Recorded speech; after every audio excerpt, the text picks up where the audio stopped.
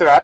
Sorry about that. That's right. Let's jump in. All right, let's do this. So the topic today is nutrient timing. Now, I get this asked quite a lot about when should people eat? You know, is it important? How much should they be eating? Is post-workout nutrition important? And we're talking about for the general sort of everyday athlete, and then maybe give us a lowdown on somebody who is a serious athlete, you know, who actually is, you know, a competitive athlete, if you will.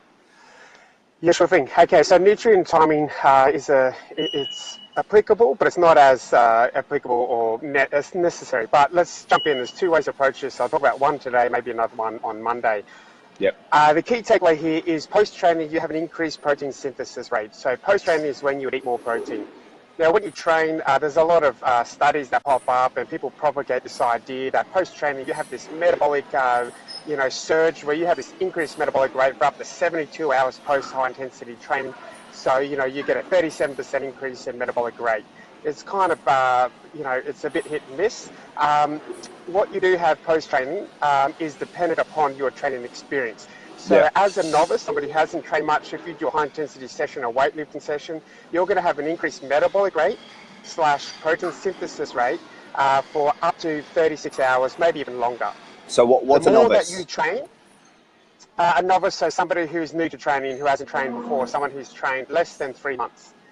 Or less than 6 months, even 3 times a week. An intermediate is somebody who's probably trained 6 to 12 months and longer, 3 times a week for an extended period of time. And advanced is somebody who's trained well over a year, consistently 3+ times a week. Okay. So post-training, you're going to have an increased protein synthesis rate, which means you're going to be able to break down more protein.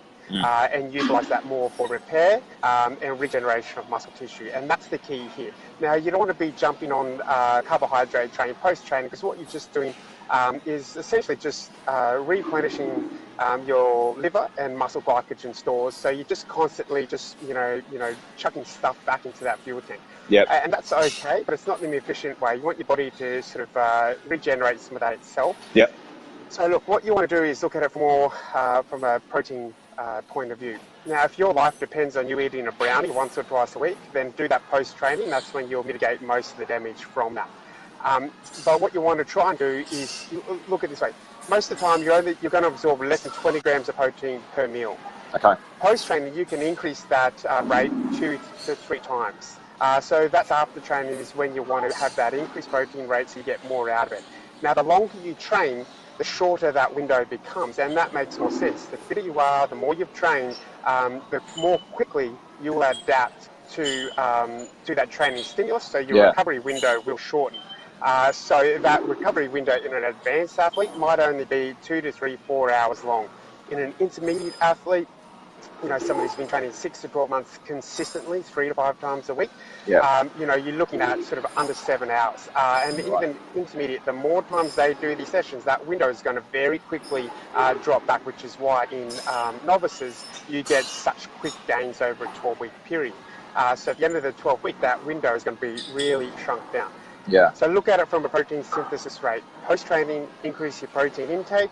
So have a little bit of carbs, certainly, and have your moderate intake of good quality fats, and that's going to be the most efficient way to look at meal timing. Okay, so just a couple of questions here, and I'll try and keep them short. So I can hear a few people sort of thinking, but I'm lifting weights, I'm doing heavy weights, I'm a power lifter, I'm a weightlifter, I've been on this gravy train of the maltodextrins, the dextrose post-workout. I need 100 grams of carbs, fast carbs after I train. Otherwise, I'm never going to hit a PR again. Like, what's your opinion on that? Look, I think it's unnecessary. Whilst when you put yourself into, in ketosis, for example, your body can produce its own carbohydrate molecule. Yeah, right. So, you almost, it negates that principle to a degree. The carbohydrate will replenish itself from your daily intake of foods within several hours. So unless you're going to be doing another incredibly high intensity session within 3 to 7 hours of that session, it's not necessary. If you have your good quality carbohydrates from your 6 to 9 cups of vegetables a day, you're going to be... The other thing is, post-training, there's a lot of inflammation. Inflammation is good post-training because that causes your body to adapt to the stress and seeks recovery and repair. when you add on some of that, say, the free radical inflammation from excessive carbohydrate burning, that's when that inflammation, the body's natural inflammation pathway to repair regeneration, becomes impaired by excessive external influence inflammation from that sort of burning of dirty carbs, from excessive maltodextrin and all that sort of stuff. So if you're going to do protein powders, I generally stay away from ones with carbs in them. Simply because they just chuck sugar in it, and you don't really need that sugar. No. And not only that, but if you minimize that carbs afterwards, you're just going to be getting leaner.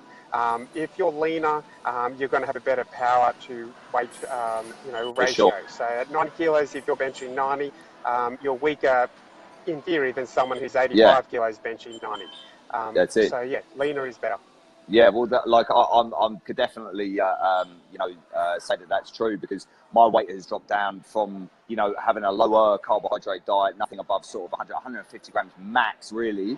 And I'm still snatching, I mean, give or take my injuries and whatever, but, still able to pump out snatches. And I'm down to like 86 kilos in weight. Now, and I just did a 1 rep max chin up at 60 kilos.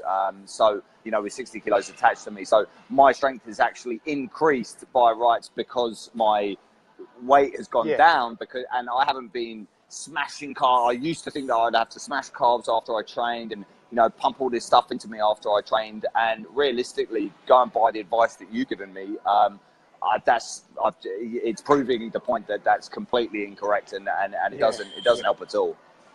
Yeah, and there's probably a topic we can cover on Monday is this evolutionary approach to training and then not eating for an extended period of time. And that changes a few very specific pathways of protein synthesis and health and repair and that sort of stuff. So I think, we might touch on that on Monday for those who like to train early morning and still fast. So let's hit that out on Monday. Awesome. All right, we've already got Monday sorted. All right, Chris, thank you very much for that. That was some gold information, guys. I hope you enjoyed it, and enjoy your weekend, guys, and you, Chris. Thanks. Thanks, fella.